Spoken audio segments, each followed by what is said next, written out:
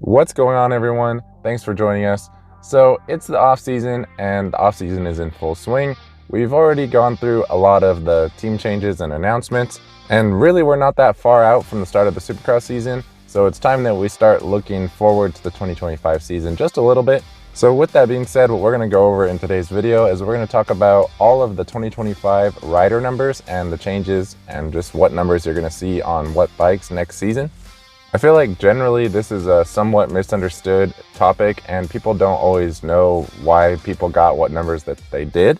So I'm going to go ahead and break everything down for you as far as how these guys got their numbers, who's running career numbers, who got new career numbers, and who's losing their numbers, and pretty much everything. So there'll be timestamps if you guys already understand that and you just want to hear who's running what numbers. But either way, let's get into it. All right, so as I was saying, I'm going to break everything down for you guys. So the first thing that you have to understand is the difference between career numbers and earned numbers. So when you guys get used to seeing the riders running the same number each and every year, and we get familiar with them being that number, like for example, Justin Barcia being number 51, Cooper Webb being number 2, Tomac being 3, stuff like that, that's because they were able to earn that career number and they selected it. And until they are no longer eligible to renew that number, it will be their number.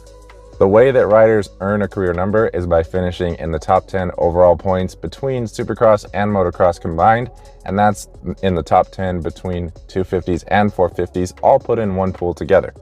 So generally speaking, it is a little bit harder for a 250 guy to earn a career number because they're only racing half of the Supercrosses that the 450 guys are racing. But then again, you could argue it is also potentially a bit easier since they have a slightly easier Supercross class when compared to the 450 class. Either way, it's really tough to earn a career number, and we only usually see one or maybe two guys a year earning one. The other way you could potentially earn a career number is by winning a championship, but usually if you're winning a championship, you're probably in the top 10 overall anyways.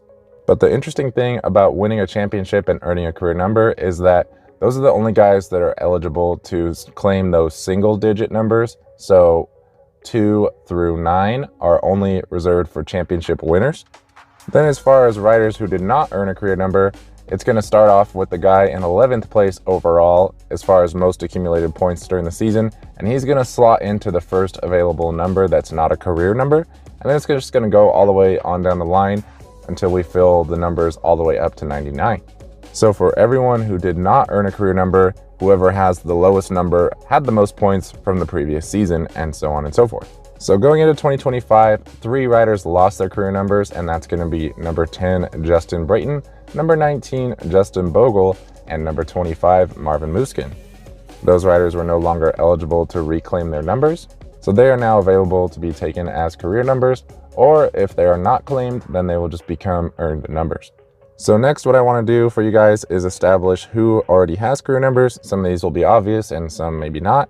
So starting at number 2, we have Cooper Webb, 3, Eli Tomac, 4, Chase Sexton, 6, Jeremy Martin, 7, Aaron Plessinger, 9, Adam Cianciarulo, who is obviously now retired, 11, Kyle Chisholm, 12, Shane McElrath, 14, Ferrandis, 15, Wilson, 17, Savacci, 18, Chet Lawrence, 21, Jason Anderson, 24, RJ Hampshire, 27, Malcolm Stewart, 28, Christian Craig, 30, Joe Shimoda, 32, Justin Cooper, 38, Hayden Deegan, 45, Colt Nichols, 46, Justin Hill, 47, Levi Kitchen, 51, Justin Barcia, and then jumping all the way down to 94, we have Ken Roczen, and then 96, Hunter Lawrence.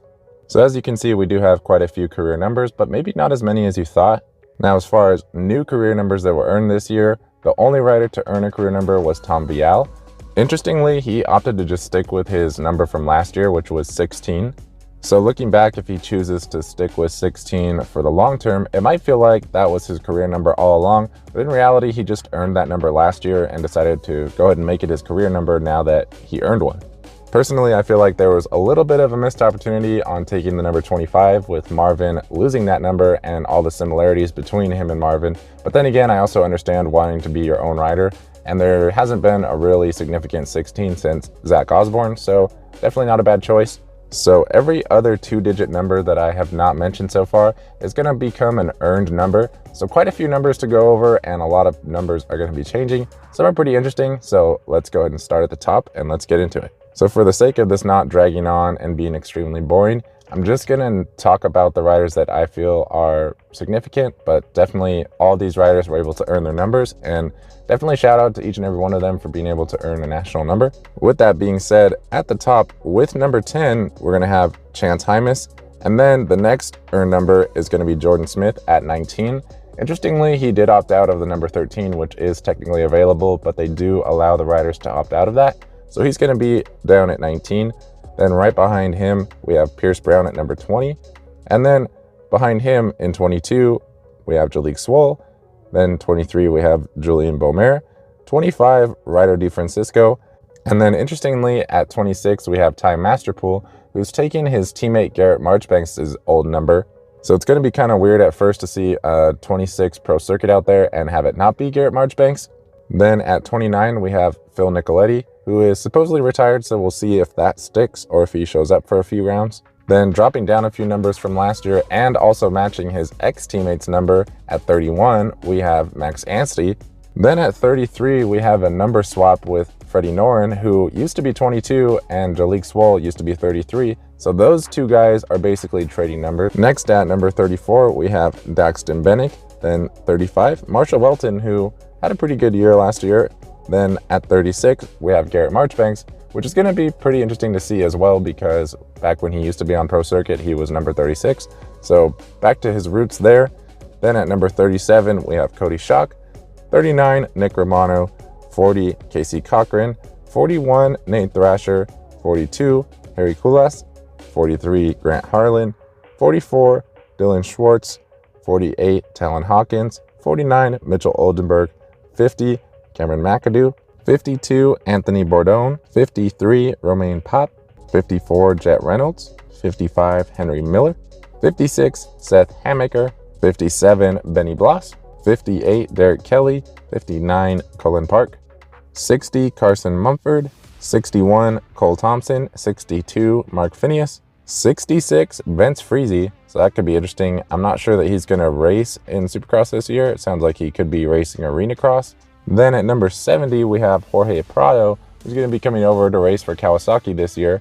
He only raced 4 Supercross rounds, so pretty cool that he was able to at least earn a number. Then right behind him, another Kawasaki rider at 71, Brock Tickle. So pretty cool to see that he was able to earn a number as well, even with just racing a couple of motocross rounds.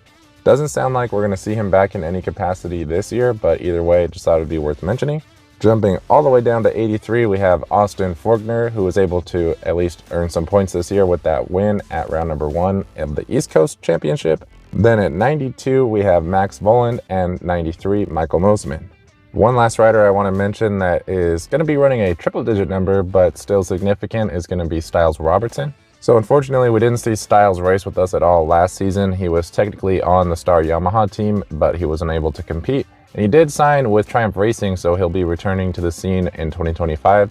It looks like he probably chose the number 325, but that is yet to be officially confirmed. What I can tell you for sure is that he will be rocking a triple-digit number. It's going to be really interesting to see how he can do on that new team and how he's going to do after basically taking a whole season off.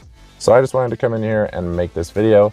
Hopefully that helps you guys get excited for the 2025 season and clear up any confusion that you might have around the numbers. Definitely let me know if you guys have any questions down in the comments below. But either way, thank you guys for watching, and I'll see you in the next video.